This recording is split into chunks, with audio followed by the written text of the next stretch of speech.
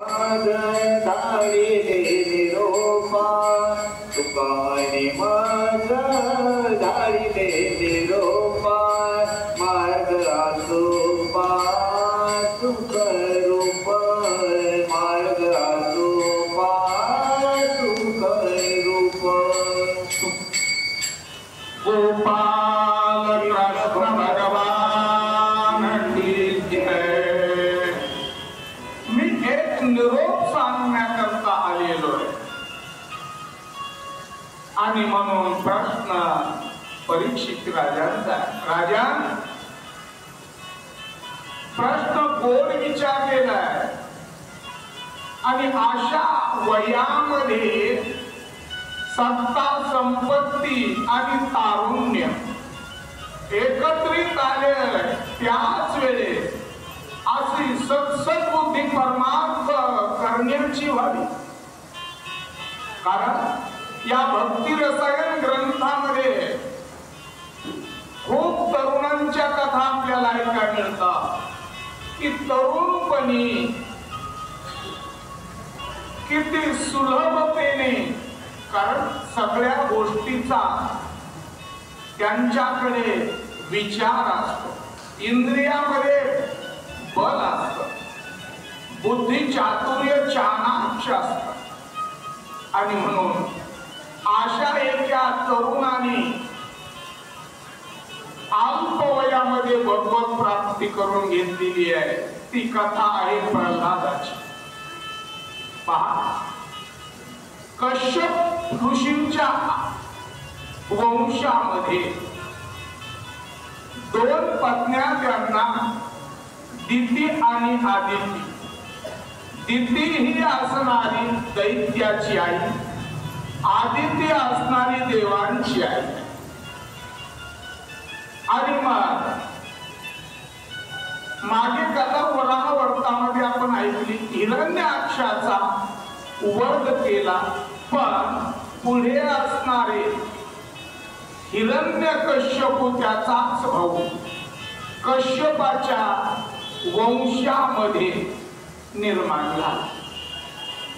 थोडा विचार करा आता, कश्यप सामान्य नव्हते, ब्रह्मदेवाच्या कुलातील ऋषी होते, तर मग ऋषीच्या कुलामध्ये राक्षसांचा अवतार व्हावा तर कधी कधी ऊसामध्ये काऊळ जन्माला येत असतो। दादा, आपण शेतकरीच ना सगळे, ऊसामध्ये काऊस जन्माला येतो आणि आम्हाला भागवत ग्रंथ हेच शिकवतो, मुलगा चांगला झाला तर आनंद मानू नका आणि मुलगा वाईट निघाला तर दुःख मानू नका।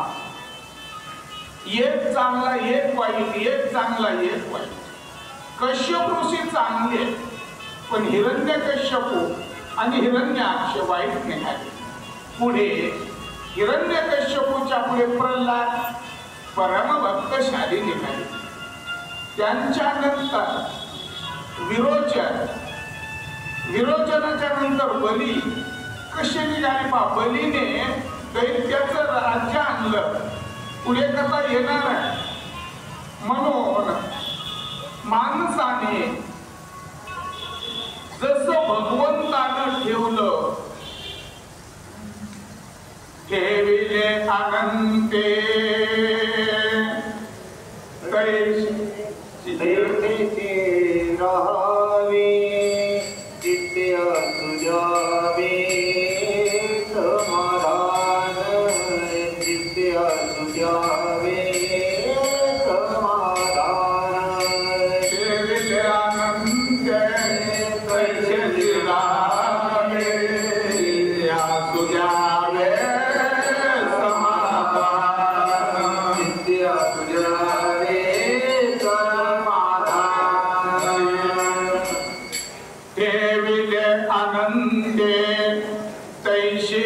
राहावे चित्ती असू द्यावे समाधान। जसं भगवंताने ठेवलं तसं राहावं। आणि म्हणून दितीला दोन पुत्र झाले। हिरण्याक्ष मारण्याची तिच्या अंतकरणाच्या ठिकाणी दुःख नाम खेद होता. तिने आपल्या मुलाला सांगितलं, हिरण्यकश्यपूला, देवाने वराहा अवतार धारण करून तुझ्या भावाचा वध केला बाळा. आणखी माझ्या मनामध्ये दुःख आहे आणि त्याचा बदला मात्र तुझी. सांगितलं, आई तू काहीही खेद करू नको, मी निश्चित बदला घेतल्याशिवाय राहणार नाही. याच सुंदर कथाकारांनी भागवतकारांनी वर्णन केलं की हिरण्याक्ष आणि हिरण्यकश्यप हे भागवत कथेमध्ये आले कसे. ज्या वेळेला सनकादिक संत वैकुंठाला भगवंताच्या दर्शनाला गेले आणि त्या वेळेला जय आणि विजय दोन नावाचे द्वारपाल भगवंताच्या दारामध्ये उभे होते. आणि त्याच वेळेला सनकादिकांना जाण्यासाठी त्यांनी तारण केलं. आणि तेव्हा मात्र सनकादिक संतांना राग आला, क्रोध आला सनकादिकासी, द्वारी आरकाठी केली त्यासे, क्रोधो विजय विजयाचे शापियले.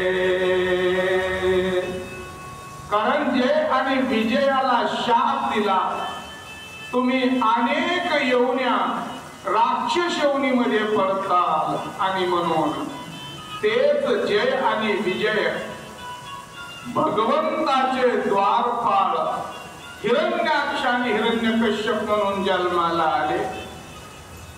आणि पुढे त्याच हिरण्यकश्यपूने भगवंताबरोबर युद्ध करण्यासाठी नाम आपल्या भावाला मारल्याचा बदला घेण्यासाठी विचार केला की आपल्याला अगोदर अजरामर व्हावं लागेल, कारण देव आपल्याला आठवणार नाहीये. आणि त्याच्यासाठी घनघोर अशी तपश्चर्या करण्यासाठी निघून गेले. त्याच वेळेला पहिला प्रश्न भागवतकाराने आपल्याला असा सांगितलेला आहे, हिरण्यकश्यपूकडे दैत्य असून सुद्धा तपश्चर्या करण्याची सद्बुद्धी कशी झाली. ज्या वेळेला हिरण्यकश्यप पहिल्यानेच असणारे तपश्चर्याला निघाले, त्या वेळेला भगवंताने एका पोपटाच्या रूपाने नारायण नामाचा ध्वनी त्या असणाऱ्या हिरण्यकश्यपूच्या कानावरती पडला. आणि याला एवढंच जास्त वाईट होत की माझ्या वैर्याचं नाव माझ्या राज्यामध्ये कोणीही घ्यायचं नाहीये. नाव घेऊन देवाचे हे वृद्ध हिरण्यकश्यपूचे. आणि म्हणून त्या पोपटाच्या मुखातून नाव ऐकलं आणि वापस आले. त्यावेळेला पतिव्रता माता कयाधूने विचारलं, ना तपश्चर्या करायला गेले होते ना, मग तुम्ही परत का आला. त्यावेळेस हिरण्यकश्यपूने सांगितलं, आप शपून झाला. एका झाडावरती एक पोपट वाटेला करीला माझ्या वैर्याचं नाव घेत होता आणि ते मला ऐकायचं नाही. आप शपून झाला म्हणून मी परत आलो. त्यावेळेस कयाधू मातेने विचारलं, नाथ काय अपशकुन झाला. त्याने सांगितलं, तो पोपट काय म्हणू लागला हिरण्यकश्यपूने सांगितलं तो पोपट नारायण म्हणू लागला. आनंद वाटला. आणि त्याच वेळेला गयादू मातेने मनाला संकल्प केला. आणि संकल्प जर आपल्या जीवनामध्ये चांगला असेल तर त्याचा कर्ता आणि सिद्धी दाता भगवान परमात्मा आहे. सत्य संकल्पाचा दाता नारायण. संकल्प मात्र सत्य असावा. आणि म्हणून मी जर पतिव्रता सत्य असेल तर माझ्या पतीकडून 108 वेळा मी नामाचा उच्चार केल्याशिवाय राहणार नाही. आणि म्हणून तिनं प्रत्येक वेळा विचारायचं हिरण्यकश्यपूने कसं तरी तोंड करावं. आणि म्हणून आजही आपल्या या कलियुगामध्ये या 21व्या शतकामध्ये हिरण्यकश्यपूचे वंशज आहेत. कारण त्याला नाव घ्यावंही वाटत नाही आणि भजन कीर्तन ऐकावंही वाटत नाही. अशी ही परंपरा प्रत्येक युगामध्ये चालू असते. आणि म्हणून पुन्हा ते पूर्ण पण झाल्यानंतर हिरण्यकश्यपू पुन्हा दुसरे दिवशी तपश्चर्या करण्याकरता गेले. तपश्चर्या करण्याकरता गेल्यानंतर आसनस्थ झाले. भरपूर दिवस लोटल्या गेले. घनघोर तपश्चर्या केली. एवढ्यामध्ये इंद्रादिक देवाला धाक पडला. दैत्य प्रबळ आहे आणि याने जर भरपूर पुण्याचा साठा केला तर हा इंद्रादिक देवावर स्वारी केल्याशिवाय राहणार नाही. आणि त्याच वेळेला ब्रह्मदेवाकडे गेले. ब्रह्मदेवाला हे गारानं सांगितलं की त्या हिरण्यकश्यपूची तुम्ही असणारी तपश्चर्या बंद करा. आणि स्वतःचा काही वंशाचा संबंध असल्या कारणाने ब्रह्मदेवाने सांगितलं गेले आणि सांगितलं बाळा कशासाठी करतो. त्यावेळेस हिरण्यकश्यपूने सांगितलं मला अजरामर व्हायचंय. तुला मी वर देतो म्हणले. ब्रह्मदेवाला माहित होत या भूतलावरती अजरामर कोणीही नाहीये.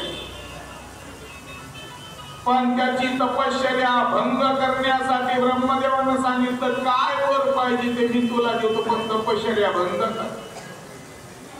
आणि तपश्चर्या बंद केल्यानंतर ब्रह्मदेवाने हळूहळू एक प्रश्न त्याच्यापुढे उभे केले की हे बाळा हे लेकरा मी तुला माझाच म्हणून सांगतो. या भूतलावर जो जो जन्माला येत असतो त्याला जावं लागतं. माऊलींनी ज्ञानेश्वरी मध्ये वर्णन केलेलं आहे. उपजेते नासे नासिले पुनरपि दिसे हे घटिका यंत्र दैसे परिभ्रमे गा. उपजल्या पिंडा मरण सांगाते मरते उपजते सवेसीते मरते उपजते सवेसीते. उपजल्या पिंडा मरण सांगाते उपजले मेले सवेसीते उपजते मेले. उपजल्या पिंडा मरण सांगाते किंवा देहाच्या गावा आलिया जन्म मृत्यूच्या सोहळ्या ना म्हणू नये धनंजया जया भरी. अरे या देहाच्या गावाला आल्यानंतर जन्म आणि मृत्यू हा सोहळा अनिवार्य आहे. आणि मग पुन्हा हिरण्यकश्यपूने बोलण्याकरता सुरुवात केली. नसेल अजरामर पद देताय. या भूतलावरती पशु पक्षी प्राणी हिंसर असतील, मानव दानव निशाचर गंधर्व असतील, देवाकडून सुद्धा मला मरण नकोय असा वर द्या. त्यावेळेला ब्रह्मदेवाने तथास्तु वर दिला आणि मग हिरण्यकश्यपासनाला राज्यामध्ये येऊन अत्याचाराने वागू लागला. आणि तेवढ्याच मध्ये त्यांनी या भूतलावरचे भजन पूजन यज्ञादी कर्म सगळे बंद पाडले आणि या भूतलावरचा फक्त एक हिरण्यकश्यप देव आहे. त्यावेळेस समाजाला खूप खूप त्रास होणार आणि म्हणून देवाधिकांना सुद्धा त्रास. त्या अगोदर हिरण्यकश्यपाला 3 आपत्ती होती. राग आराध आणि पुन्हा जन्माला आला तो प्रल्हाद. चला, आणि मग ज्या वेळेला प्रल्हादाचा गर्भ कयाधू मातेच्या पोटामध्ये असताना इंद्र देवाला असं वाटलं, देवाचा राजा इंद्राला असं वाटलं की आता हा दैत्य त्रास देतो, पण दैत्याचं जर कुलच नष्ट केलं तर पुढे दैत्याची उत्पत्ती होणार नाही. आणि म्हणून त्याने कयाधू मातेचं हरण केलं. आणि ज्या वेळेला इंद्र स्वर्गाच्या मार्गाने निघाला, विमानाने निघाला, त्यावेळेस महर्षी नारदांच्या आश्रमावरून ही स्वारी चालली होती. कोण चाललं म्हणून सहज नारद महर्षीने पाहिलं तर एक महान पतिव्रता आहे. न सांगता तुम्हा कळो येते अंत. महर्षी नारदाने इंद्राला आपल्या आश्रमामध्ये बोलावलं आणि सांगितलं, इंद्रा, तू ज्याचा घात करत आहेस तो महान भगवत भक्त आहे. आणि असं म्हणून महर्षी नारदांनी आपल्या आश्रमामध्ये त्या कयाधू मातेला ठेवून घेतलं. आणि म्हणून त्या गर्भावरती झालेले काही संस्कार आहेत आणि त्याचमुळे प्रल्हादाचा जन्म झालेला. काही दिवस नारदांची संगती पण झाली आणि मुलगा झाल्यामुळे देवऋषी नारदांनी रवाना केलं स्वतःच्या पतीकडे आणि प्रल्हादाच्या विद्याकडे. पुढे प्रल्हाद हा असणारा लहानाचा मोठा होत होता आणि हिरण्यकश्यपूने प्रल्हादाला गुरूच्या आश्रमामध्ये विद्या ग्रहण करण्याकरता पाठवलं. आणि ज्या गुरूंनी विद्या दिली त्या गुरुला प्रल्हाद कधी कधी सांगायचे, गुरुजी, या असणाऱ्या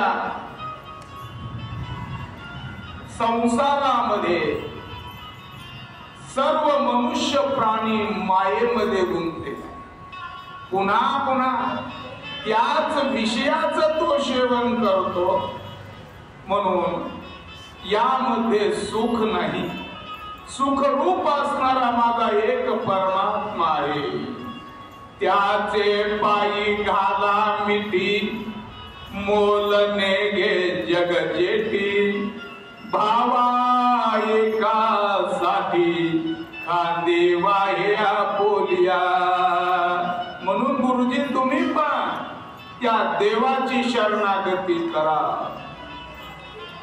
गुरुजीने पाहिलं आपण सांगितलेलं ऐकत नाही, तेव्हा गुरुजींनी त्याला साम दाम दंड शिक्षा करून शिकवण्याचे प्रयत्न केले. पण प्रल्हादावर कुठल्याही प्रकारचा परिणाम झाला नाही आणि दैत्याचं शिक्षण प्रल्हाद घेऊ शकला नाही.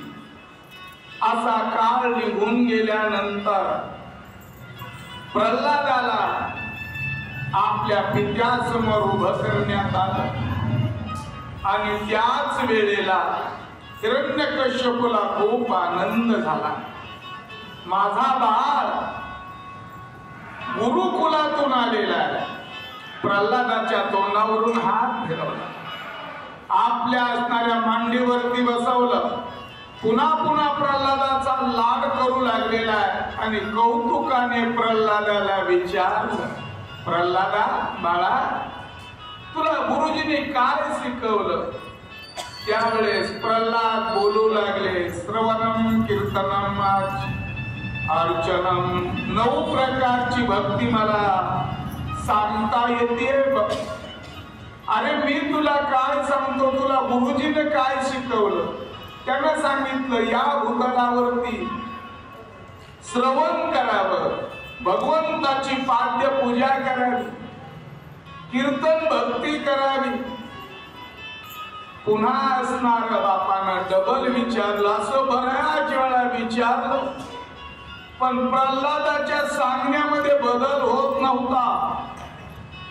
राग आला हिरण्यकश्यपूला आणि मांडीवरचा प्रल्हाद जमिनीवरती फेकून दिला. कारट्या, माझ्या वैर्याचं नाव तूच घेतो का? आणि असं म्हणून थोडासा वाईट वाटलं. तेवढ्यामध्ये शंडामर्क नावाचे 2 शुक्राचार्याची मुलं हिरण्यकश्यपूला समजून घालण्यासाठी आले. सांगितलं, राजा आपण एवढे मोठे आणि एवढे खिन्न का झाले? कारण सांगितलं, काही चिंता करू नका, बदल आम्ही मुलामध्ये करतो, समान वयाचा. आणि त्याच वेळेला प्रल्हादाला ते आपल्या बरोबर घेऊन गेले. प्रल्हादाला बरेचशी काही त्यांनी विद्या त्या असणाऱ्या दैत्यांची शिकू लागले, पण नाही. उलटे शंडाळ आणि अमर्क हे मुलंच त्या प्रल्हादासारखं भजन करू लागले. सगळ्या गुरुजींच्या असणाऱ्या मुलांना, लेकरांना प्रल्हादाने आपल्या जवळ बोलवायचं, मुलांनो आपण एक आज खेळू. आणि मग प्रल्हादाने नाचून गाऊन नारायण नारायण नारायण नारायण नारायण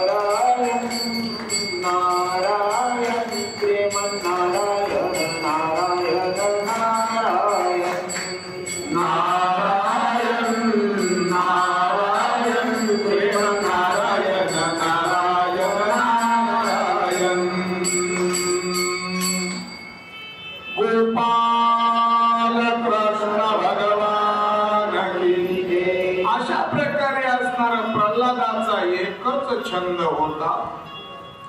आणि म्हणून हिरण्यकश्यपूने पुन्हा त्याची परीक्षा घेतली. प्रल्हादाचा बदल झालेला दिसला नाही. त्या वेळेला अनेक प्रकाराने प्रल्हादाला त्रास द्यायला सुरुवात केली.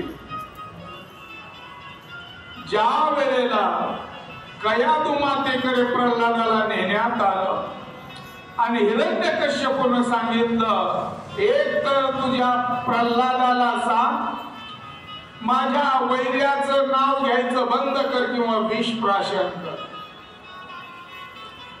त्यावेळेला कयाधू मातेला वाईट वाटते, कारण ज्या आईने आडव्याचं उभं करून जगाचं दर्शन करून दिलेलं आहे, लहानाचं मोठं केलेलं आहे, आणि त्याच आईला आपला लेकरू मारायचे विष देऊन, त्यावेळेस अत्यंत वाईट वाटलं. पण एकीकडे पतीची आज्ञा आहे आणि एकीकडे आईचं ममत्व आहे. त्यावेळेला कयाधू हिरण्यकश्यपूच्या सांगण्यावरून विषाचा प्याला हातामध्ये सांगितलं, बाळ प्रल्हादा छंद सोडून दे बाबा, तुझ्या वडिलाचा स्वभाव क्रोधिष्ठ आहे आणि मला तुला विष पाजण्याची वेळ येते.